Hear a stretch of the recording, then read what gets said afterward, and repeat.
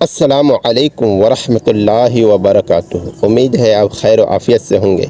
آج کا دن آپ کا اچھا گزرے۔ پیارے اسلامی بھائیو، آئیے مولا مشکل کشا رضی اللہ تعالی عنہ کی ایک پیارے سے قول یعنی اس کے فرمان کو بتاتا ہوں، سنیں۔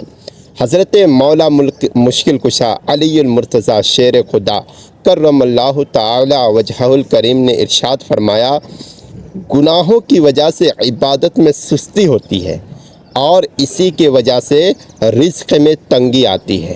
تو غور کر لیں کہ کہیں ہمیں عبادتوں میں سستی تو نہیں، اس کی وجہ گناہ ہے۔